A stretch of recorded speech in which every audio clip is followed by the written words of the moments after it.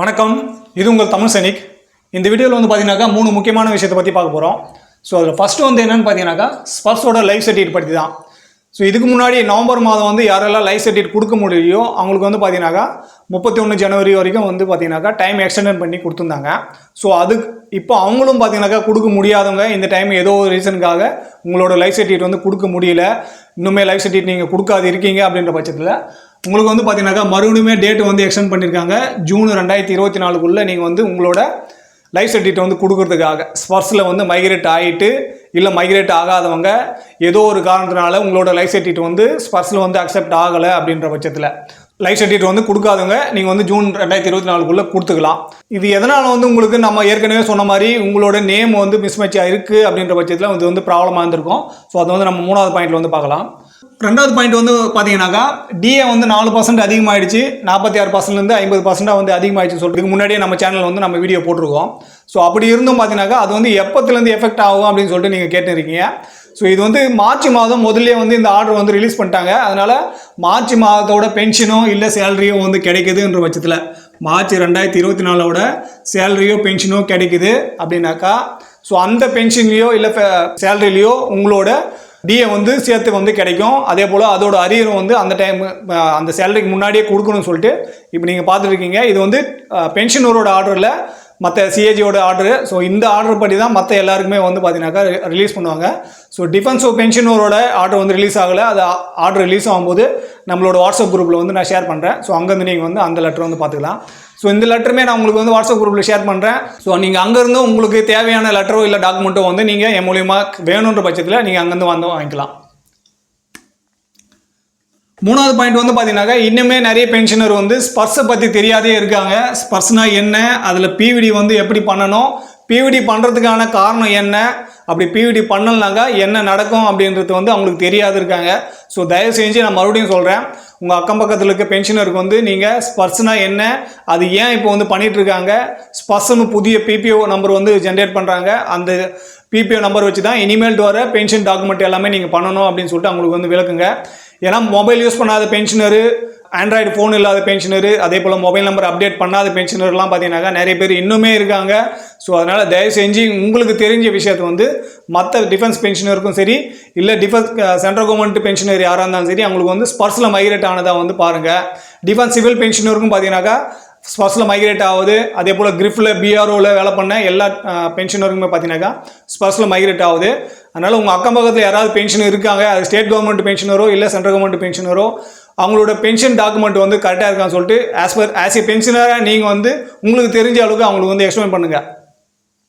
So அதில் வந்து first வந்து பார்த்தீங்கன்னாக்கா அவங்களுக்கு பென்ஷன் பேமெண்ட் ஆர்டர் பிபிஓ வந்து கொடுத்துருப்பாங்க.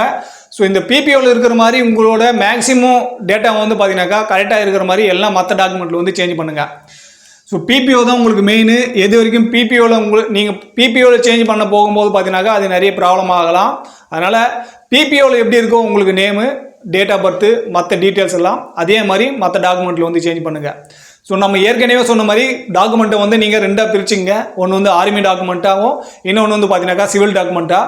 சிவில் டாக்குமெண்ட்டில் வந்து பார்த்தீங்கன்னாக்கா உங்களோட Aadhaar card, PAN card, driving licence, passport இந்த மாதிரி எல்லாம் பார்த்தீங்கன்னாக்கா உங்களோட சிவில் டாக்குமெண்ட்டில் வந்துடும்.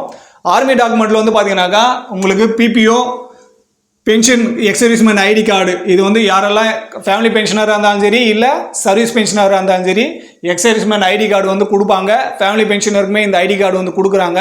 ஸோ யாரெல்லாம் வந்து ஐடி கார்டு வாங்காது இருக்கீங்களோ இல்லை உங்களுக்கு வந்து கொடுக்கலையோ நீங்கள் வந்து உங்களோட ஜில்லா சைனிக் போர்டு, உங்கள் மாவட்டத்தோட முன்னாள் படை வீரர் ஆஃபீஸ் அலுவலகத்துலேருந்து நீங்கள் வந்து இந்த எக்ஸர்வீஸ்மேன் ஐடி கார்டு வந்து நீங்கள் வாங்கிக்கோங்க. அடுத்து வந்து பார்த்தீங்கன்னாக்கா டிஸ்சார்ஜ் புக்கு. இதில் வந்து ஃபேமிலி டீட்டெயில்ஸ்ன்ற பேஜில் வந்து உங்களோட நேம் எல்லாம் ஆட் பண்ணியிருக்காங்க. யாரெல்லாம் டிஃபெண்டடோ இல்லை ஸ்பவுஸோ உங்களோட நேமு, டேட் ஆஃப் பர்த் எல்லாம் மென்ஷன் பண்ணியிருப்பாங்க. ஸோ பழைய பென்ஷனர்கள்லாம் பார்த்தீங்கன்னாக்கா அதில் மென்ஷன் ஆகாது இருக்கலாம். ஆனால் ஒரு குறிப்பிட்ட நாளுக்கு அப்புறம் வந்த பென்ஷனருக்கு எல்லாருமே ஃபேமிலி டீட்டெயில்ஸ், அதாவது ஒரு 2000க்கு அப்புறம் வந்த பென்ஷனருக்கு எல்லாருமே கிளியராக வந்து மென்ஷன் பண்ணியிருப்பாங்க ஃபேமிலி டீட்டெயில்ஸ் சொல்லிட்டு. அதில் எந்தெந்த அவங்களோட வாரிசுங்க யார் யார், மகன் மகள் யாரெல்லாம் பாட் அவுட் பண்ணியிருக்காங்களோ அவங்களோட நேம் எல்லாமே அதில் வந்து மென்ஷன் ஆகிருக்கும். அடுத்து வந்து பார்த்தீங்கன்னாக்கா இசிஹெச்எஸ் கார்டு. இசிஹெச்எஸ் கார்டுமே பார்த்தீங்கன்னாக்கா ஆதார் கார்டாக கூட ஆத்தென்டிகேஷன் ஆக போகுதுன்னு சொல்லிட்டு நம்ம லாஸ்ட் வீடியோவில் சொல்லியிருக்கோம்.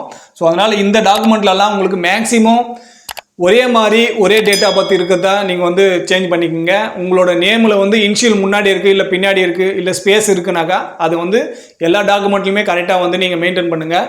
டாக்குமெண்ட் கரெக்டாக இருக்கிற பட்சத்தில் தான் உங்களுக்கு வர ப்ராப்ளத்தை வந்து நீங்கள் ஈஸியாக ஹேண்டில் பண்ண முடியும். நீங்கள் டாக்குமெண்ட்டை கரெக்டாக வச்சுட்டு இருக்கும்போது உங்களுக்கு ப்ராப்ளம் வரதுக்கான சான்ஸே வந்து கம்மி. அதுக்கப்புறம் வந்த ப்ராப்ளத்தை சால்வ் பண்ணுறது வந்து அது அப்புறப்பட்ட பிரச்சனை.